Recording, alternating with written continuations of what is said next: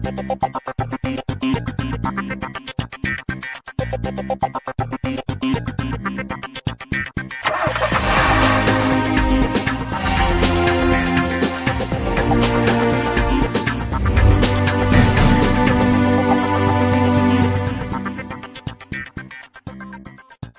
evening and welcome to a brand new episode. I am Siddharth Vinayak Partnkar, though today the guest I have with me prefers to call me Sid, as many people do.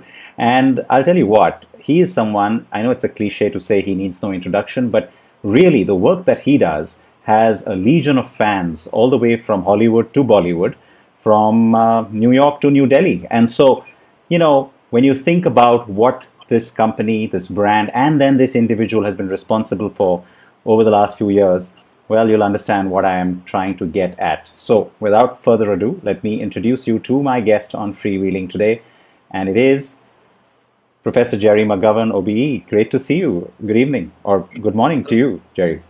Hello, Sid. Nice to see you. It's no so well. As are you, and I'm warrior-like. like the hair. Yeah, it's nicely slicked back today. It's behaving itself today, let me say. Yeah. I had to work at it. No, but it's great to see you. If your hair, goes in more, it makes you look bigger. Did you know that? Didn't know that. Your head's slimmer, it makes your shoulders look bigger. Good. I'm gonna use that. I'm gonna use that. Proportion is the name of the game, isn't it? I mean, there's so much that we have always discussed, I know, with you when it comes to, of course, the work that you do. Today, I think it's the first time that we are, discussing all of this in a very different setting. It is the circumstance that's led us to this online live discussion. So, firstly, thanks for your time. I know you're at home, and so I appreciate it. The last time we met was at the Los Angeles Auto Show, where you were bringing the Defender to the US market for the first time. And shortly before that, I'd had the chance to see the car in the UK. I have to start by asking you first about the Defender. I mean, it is really what everybody is still talking about. I get it. The rollout could have been smoother if we didn't have this ongoing crisis right now. But still, your thoughts on this car, and just over the last few months, the kind of massive reaction it's got from the world over. Well, first of all, I personally couldn't have wished for a better introduction for the car in terms of the reaction to it. First of all, when we showed it for the first time, the response was incredibly positive, overwhelmingly so, and the sort of data and the analysis that we've done on it proves that it's not just a perception, it's the reality. And without going into the detail of the actual numbers, the order banks have exceeded, expectations. And then also, it was great to see that even some of the traditionalists have warmed to the vehicle very quickly. And I suppose the question was, when I got up there and showed it at Frankfurt for the first time, I did say this is the new Defender, and it is the most capable Defender ever made. And that was a big statement. And our recent sort of press drives in Namibia have proven that.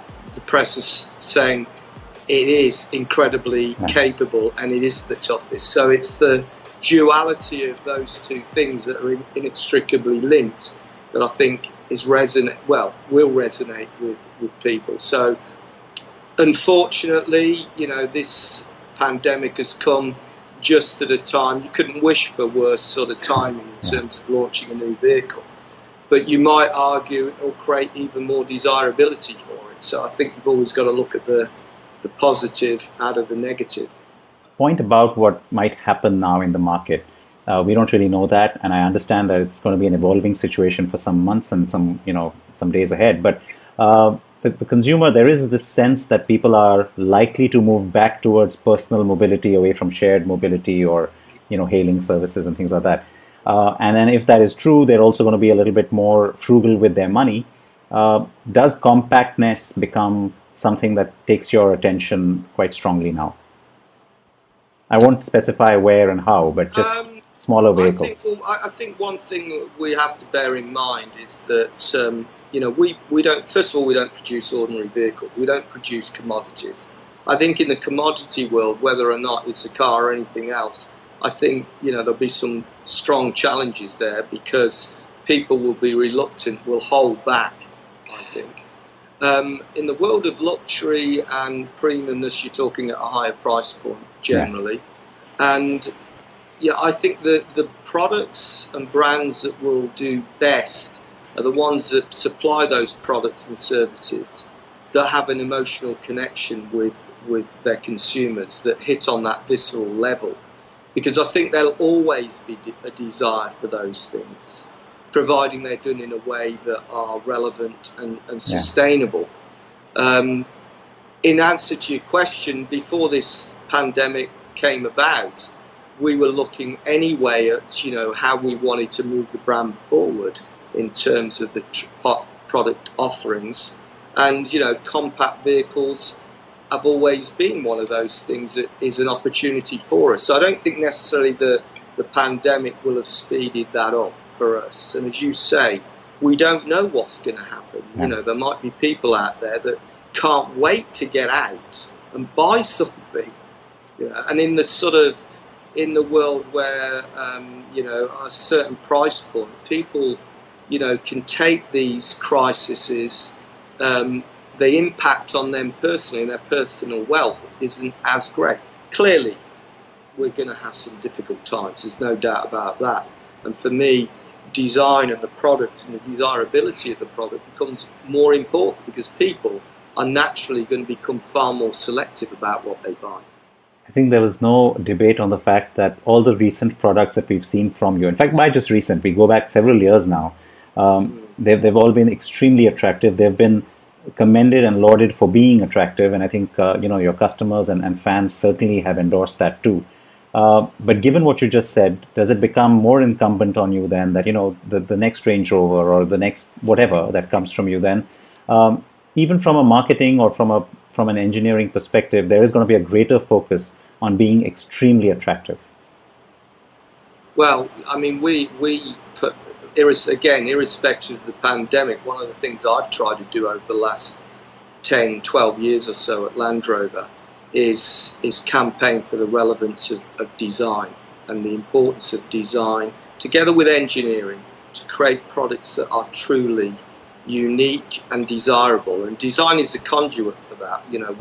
Design leadership is something that is really important to our vehicles and to our brands. Other companies may say that, but it doesn't necessarily follow through. And we've set our organisationally up in a way that allows us to do that. And one of our greatest advocates of that has been Mr. Tata and Mr. Chandra as well, in terms of making sure we don't lose that focus on design and on desirability, because that's what differentiates us. And that hasn't, it will become more important to the consumer, I believe, but it was important to us anyway. And I think, you've said it in terms of what customers think of our vehicles generally in terms of the desirability. I think that is something that is being recognised in the marketplace. We do have a unique point of view. It is based around the philosophy of modernity and doing things that have a level of honesty and integrity. But ultimately, vehicles are beautifully proportioned, are refined, elegant, whatever it is within that strategy. And people are recognising it. We get so caught up with the romance of the new Defender. The Evoque just came to market too, the new generation. It's also been received really well. It's got a lot of people talking about how much more capable it's gotten, and yet it kind of holds on to the essence of being an Evoque. I remember talking to you about this, but I want to quickly just get your reaction on how it's been received, what you've heard from people, and how you feel about that. Well, again, I think that the reaction has been incredibly positive. And I think what people are recognising is that something that's quite important. The original Evoque was very successful, from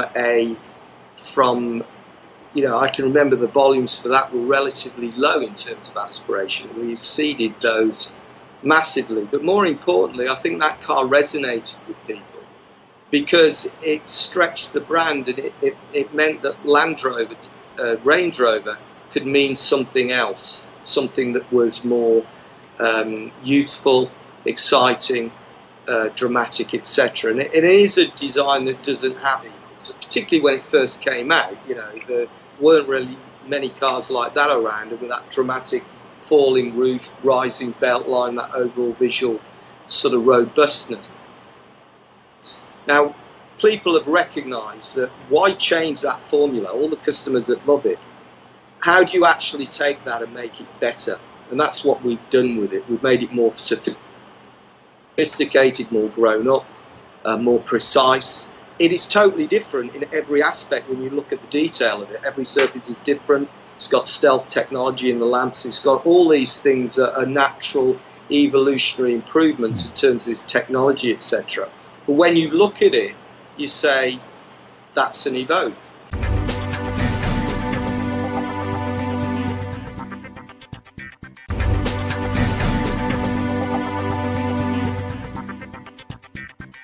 The good thing about technology, of course, is that it allows us to connect and do some of this much more easily than in the past. But has it been challenging? I mean, you don't have clay models, you don't have just that daily interaction. Well, clearly it's been challenging, but there have been some.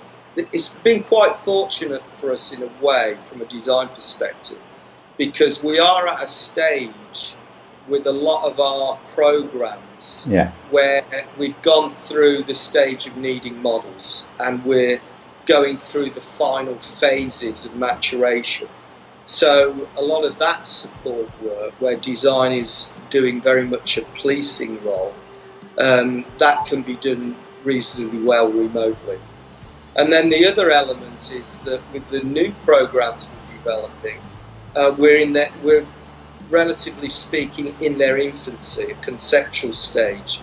So again, a lot of sketch work can be done, and a lot of things that don't have to be done producing models, but that time's going to run out quickly. We need to be getting back into the studios as quickly as we can, because we do need to start producing those models again soon, because in the design business, despite what some people think, you can't do it all virtually. You have to create physical models, particularly when you look at the relative investments that our business has to make in these things. That in order to make the right decisions, you need physical properties. But how often do you get together? I'll put my 40 years of experience on the line with anybody that wants to argue with me about that. Not you, clearly, Sid, but you always get people saying, "Oh, you can do it all remotely." Well, they've never designed a car before if they think that. Not all of it, yeah. No, but how do you interact with the team? Is there like a daily call? How do you do? We're having design reviews every other day. We've got Teams, so I can look at visuals on the screen. I usually use a big screen for that. I'm having meetings nearly every day with my design leaders, and of course my job isn't just about developing the direction of our designs.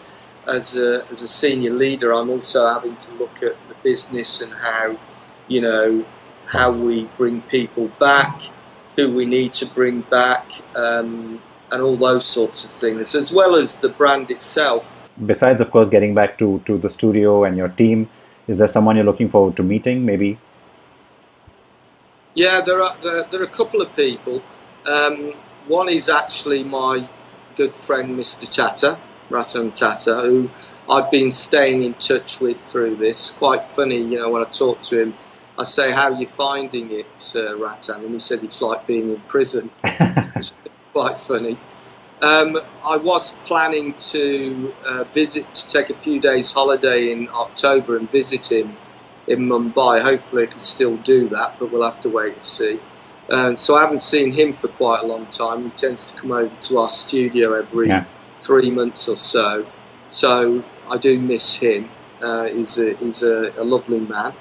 The other, and a great inspiration for us, and for me personally, always has been. And he's done a lot for our business. Without him, we wouldn't exist, no doubt about that. The other person I was looking forward to see, but it got cancelled, was the Queen. Wow. Because I don't know if you know, this year I was fortunate enough to be honoured with an OBE.